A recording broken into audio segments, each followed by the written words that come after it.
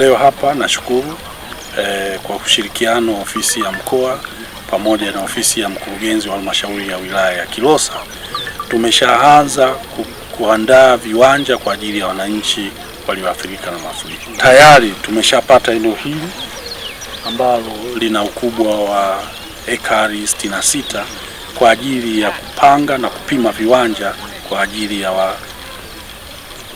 wananchi. Tayari tumeshapanga viwanja 185 ambavyo vinahusisha matumizi mbalimbali. Viwanja vya makazi pekee ni viwanja 150, viwanja vya makazi na biashara ni viwanja 40, viwanja vya maeneo ya kuabudia tumevipanga viwanja viwili. Tumeweka pia viwanja kwa ajili ya soko na kiwanja kwa ajili ya biashara kwa maana ya viwanda vidogo.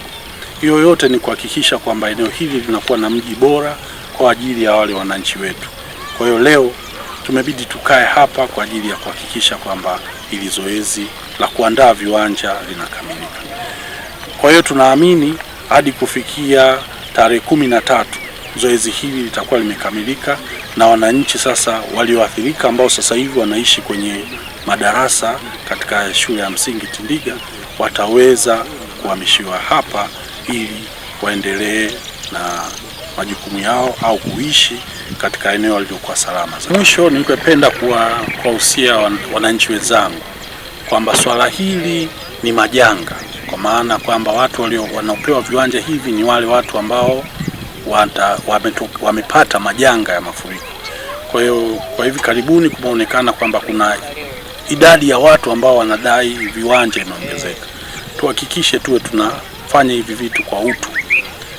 Lengo kubwa sio kwamba kuuza hivi viwanja, lengo ilikuwa ni kuhakikisha tunapima viwanja kwa ajili ya watu walioathirika na mafuriko tu.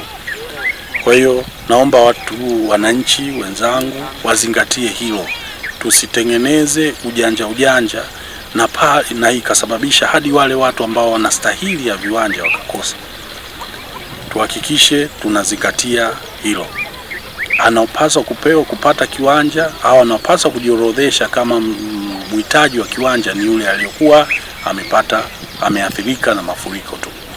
Halmashauri yetu ilikumbwa na mafuriko ambako tarehe 2 Januari Mheshimiwa Waziri Mkuu alitembelea wilaya yetu, ambako moja ya maelekezo ilikuwa ni wananchi ambao walikuwa wamekumbwa na mafuriko wapatiwe maeneo mbadala, kwa maana halmashauri kwa kushirikiana na kamishna wa ardhi mkoa tutafute eneo ambalo litapangwa na kupima viwanja kwa ajili ya wale wananchi ambao walikumbwa na mafuriko kuhama kutoka lile eneo ambalo lilikuwa ni hatarishi kuja kwenye eneo salama.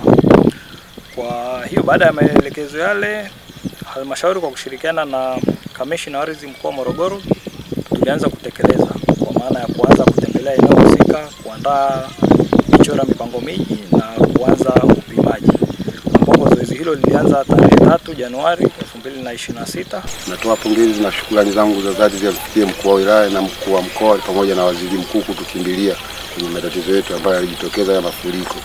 Kwa hiyo tunashukuru sana, na kwa niaba ya wananchi wa vijiji vyote vitatu Tindiga A, Tindiga B na Malui, natoa pongezi kubwa sana kwa viongozi wetu hawa kutukimbilia.